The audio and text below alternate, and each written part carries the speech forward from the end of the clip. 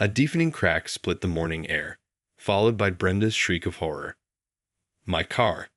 What have you done to my car?"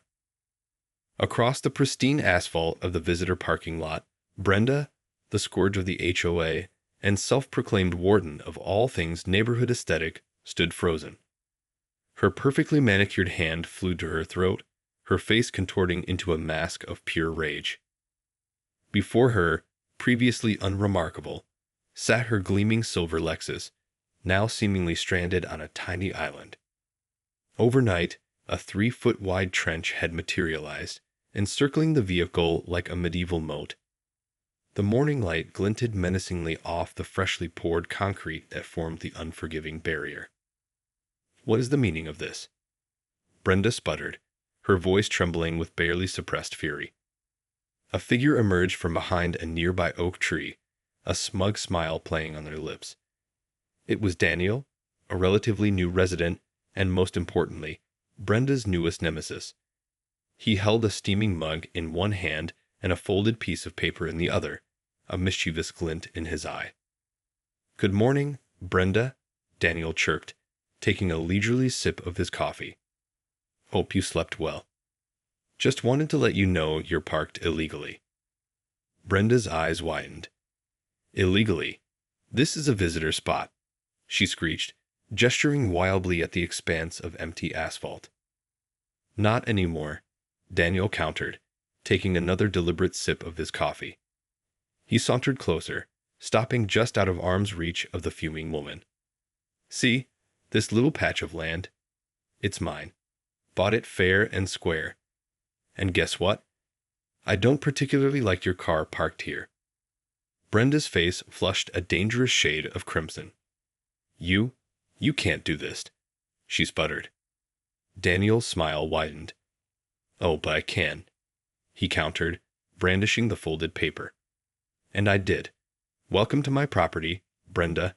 Enjoy your stay." Brenda stood there, speechless for a moment, her mind struggling to process the audacity of Daniel's actions. "This is insane," she finally shrieked, her voice echoing across the empty parking lot.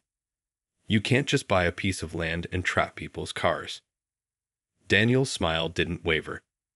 "Actually," he said, his voice calm and infuriatingly reasonable, "I checked with the city, the county, and even got a surveyor out here. Everything is perfectly legal. Seems the original property lines weren't quite what anyone thought they were." Brenda's eyes darted around frantically, as if searching for an escape route or perhaps a witness to this outrageous display. Finding none, she turned back to Daniel, her face a mask of desperation. "You're enjoying this, aren't you?" she hissed. "Maybe a little," Daniel admitted, taking another sip of his coffee. "But let's be honest, Brenda, you've made life pretty difficult for everyone in this neighborhood since you became HOA president. Remember the time you called the city on Mrs. Henderson for planting petunias that were too pink? Or when you threatened to fine the Smiths for their son's lemonade stand? You seemed to relish wielding your power." "Those were violations," Brenda sputtered, her voice rising in indignation. "I was upholding the rules and regulations of this community." "And now," Daniel said, taking a final, satisfied gulp of his coffee, "you're experiencing the joy of property rights firsthand. How ironic." He tossed the empty cup into a nearby trash can with a swish. Brenda fumed, watching him with narrowed eyes. She could call a tow truck, of course. But how would they even get to the car? Would they bill her for moving concrete? A new wave of panic washed over her. She had an important luncheon with the regional HOA representatives in just 2 hours. This petty squabble could jeopardize everything. Suddenly, Brenda spotted her neighbor, Mrs. Henderson, walking her fluffy white poodle. A wicked plan began to form in Brenda's mind. "Well played, Daniel," she said, her voice dripping with fox sweetness. "You've made your point." Daniel raised an eyebrow, a flicker of suspicion crossing his face as Brenda sashayed towards Mrs. Henderson, a sickly sweet smile plastered on her face. Daniel watched Brenda approach Mrs. Henderson, his gut twisting with a sense of foreboding. He knew that saccharine smile. It was the same one she wore right before she slapped a hefty fine on the community garden for having unapproved sunflowers. Brenda, oozing false charm, leaned in to stroke the poodle's fluffy head. "Good morning, Mrs. Henderson. What a beautiful day for a walk. And how is little Prince Charming this morning?" Mrs. Henderson, initially startled by Brenda's uncharacteristic friendliness, gave a wary smile. "Prince is doing well, thank you." A bit startled by all this, though, she gestured at the concrete moat surrounding Brenda's car. "It's outrageous," Brenda declared, placing a hand on Mrs. Henderson's arm. "That new resident, Daniel, is completely unhinged. Imagine trying to ruin my day like this. And I was just about to head downtown for a very important meeting about securing extra funding for our community beautification project." Brenda paused dramatically, her eyes welling up with theatrical tears. "Now I'm going to be late, and it will be all his fault. He's trying to sabotage our entire neighborhood." Mrs. Henderson, a sucker for a sob story and a fervent supporter of anything that involved more flowers, frowned. "That's awful. He seems like such a pleasant young man, too. You can't let him get away with this, Brenda." A triumphant glint flickered in Brenda's eyes. "Don't you worry," she said, patting Mrs. Henderson's hand. "I have an idea. A foolproof plan." She leaned in closer, whispering conspiratorially. Daniel, unable to hear their conversation, watched as Mrs. Henderson's face morphed from concern to outrage to a strange mixture of awe and determination. Whatever Brenda was proposing, it was clearly working. An icy hand gripped Daniel's heart.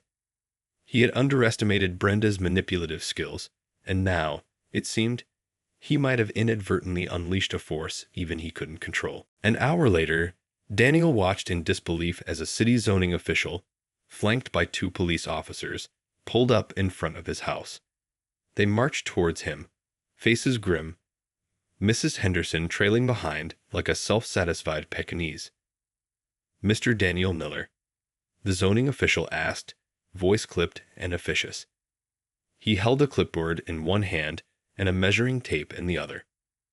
Daniel's mind raced. How had Brenda managed this?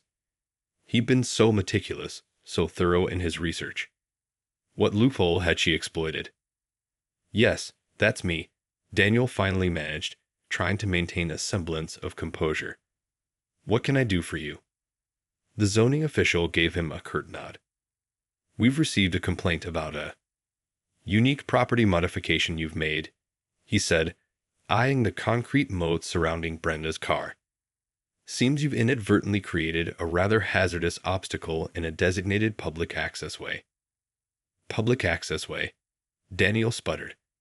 "But that's my property. I have the deeds."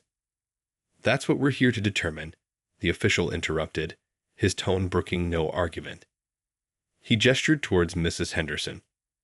"Mrs. Henderson here claims this area has always been part of the neighborhood park, a designated off-leash area for dogs." Daniel's jaw dropped. It was a blatant lie, and they were all falling for it. He opened his mouth to protest, but the official cut him off again. "Furthermore," he continued, consulting his clipboard, "we've been made aware of your creative interpretation of HOA regulations regarding landscaping." He gave Daniel a pointed look. "Pouring concrete hardly qualifies as environmentally conscious landscaping." A wave of nausea washed over Daniel. Brenda, with her crocodile tears and masterful manipulation, had somehow turned the narrative against him. He had inadvertently provided her with the perfect opportunity for revenge, a chance to paint him as the villain and regain control of the narrative. Daniel's mind whirled. He'd walked right into Brenda's trap. He could produce the deeds, argue about the ridiculousness of the off-leash area claim, but something told him this wasn't about logic or reason. This was about power. Brenda, thwarted, had managed to turn the tables and rally the forces of bureaucracy against him. "This is absurd," Daniel finally exclaimed, throwing his hands up in exasperation. "I researched everything. This is a clear case of harassment. The police officers exchanged a look that could only be described as amused skepticism. One of them, a burly man with a handlebar mustache, chuckled. "Harassment? Huh," he drawled. "Seems to me you're the one who poured yourself a concrete problem." The zoning official, ignoring Daniel's outburst, began meticulously measuring the distance between the concrete barrier and the edge of the road, comparing his findings to the figures on his clipboard. He mumbled something about easements, setbacks, and public nuisance ordinances, his words washing over Daniel in a wave of bureaucratic jargon. Mrs. Henderson, beaming triumphantly, stroked her poodle, who was now sniffing excitedly at the base of the concrete moat, as if it were a particularly intriguing fire hydrant. "I told you they'd do something about it, Brenda," she called out, her voice dripping with smug satisfaction. Brenda, who had been watching the spectacle unfold from a safe distance, approached the group, her face a mask of righteous indignation. "Oh, Daniel," she sighed, her voice heavy with Fox's concern. "I hate to see you go through this, but honestly, this kind of behavior is simply unacceptable in our community." She placed a hand on his arm, her touch surprisingly strong. "Perhaps this will be a learning experience," she whispered, her voice cold and sharp as a shard of ice. "Next time, you'll think twice before challenging me." Daniel, fuming, brushed Brenda's hand away. He knew he was fighting a losing battle, but the sheer injustice of it all ignited a defiant spark in his chest. "You think you've won, Brenda," he said, his voice low and dangerous. "This isn't over. This is about more than just a parking spot. This is about you bullying your way through this neighborhood, silencing anyone who dares to question you." Brenda merely laughed, a chillingly cold sound. "Oh, Daniel," she purred, her eyes gleaming with a predatory light. "You have so much to learn about power. This little stunt, it's just made you a target. You've made an enemy of the HOA, and trust me, we never forget." The zoning official cleared his throat, bringing the focus back to the matter at hand. He tapped his clipboard with a decisive air. "Mr. Miller, it seems there's been a misunderstanding regarding property lines and building codes," he said, his voice laced with bureaucratic finality. "You'll need to have this structure removed within 24 hours. Failure to comply will result in significant fines and possible legal action." Daniel's shoulders slumped as reality sunk in. He'd been outmaneuvered, outsmarted, and utterly defeated. He glanced at Brenda, who stood there, a triumphant smirk playing on her lips. He had underestimated her, blinded by his own righteous anger. As the officials turned to leave, Mrs. Henderson shot Daniel a smug look, clutching her poodle closer. "Next time, dear boy," she chirped, her voice dripping with condescension, "perhaps you should channel your energy into something more productive. Like, say, tending to those dreadful weeds in your front yard. They clash terribly with the begonias next door, you know." Despondent, Daniel watched them go, a bitter taste filling his mouth. He had been played, and now he was going to pay the price. But even in defeat, a small flicker of defiance remained. He'd had lost this battle, but the war, he vowed silently, was far from over. Defeat settled over Daniel like a shroud. He spent the rest of the day making calls to contractors, to lawyers, even to the local news, desperate for someone to recognize the absurdity of the situation. But the contractors quoted exorbitant prices for emergency concrete removal, the lawyers chuckled at his HOA woes, and the news, well, they weren't interested in a slow-moving car chase. As the sun began to set, casting long shadows across his yard, Daniel slumped onto his porch steps, the weight of his impending defeat heavy on his chest. He watched as Brenda, her perfectly coiffed blonde hair gleaming in the fading light, got into her newly freed car. She shot him a triumphant smirk, her message clear: "You lost." But as Brenda started her engine, a glint of metal caught Daniel's eye. A small, almost insignificant detail he'd overlooked in his initial research. a detail that had been there all along, hidden in plain sight on a dusty old plat map tucked away in the city archives. A detail that just might turn the tide. He grabbed his laptop, his fingers flying across the keyboard as he pulled up the digital copy of the map. He'd been so focused on the property lines, on proving Brenda wrong, that he had missed the obvious. A slow grin spread across his face. Brenda, he realized, was parked directly on top of the neighborhood's main water line. And according to the map, access to the shutoff valve was, he zoomed in, his heart quickening with a renewed sense of purpose, on his property. Daniel grabbed his phone and dialed a number he'd scribbled down earlier that day. "Hey, is this Mike's Emergency Plumbing? You said you were available for after-hours work, right? Great. You see, there's this pipe." The following morning, Brenda awoke to a symphony of clanging and shouting coming from the street. She threw on her silk robe and rushed to the window, her heart pounding with a sense of dread. Below, a scene of glorious chaos unfolded. A team of burly plumbers, wielding heavy wrenches and lengths of pipe, swarmed around her prized Lexus, their faces grim with determined concentration. Water gushed from an open hydrant, flooding the street and transforming the public access way into a muddy stream. Daniel, sipping a steaming mug of coffee on his porch, greeted her with a cheerful wave. "Morning, Brenda. Seems there's been a bit of a plumbing emergency. Lucky for me, the main shutoff valve is right here on my property." He gestured towards the plumbers, who were now attaching a heavy-duty pump to the exposed water line directly beneath Brenda's car.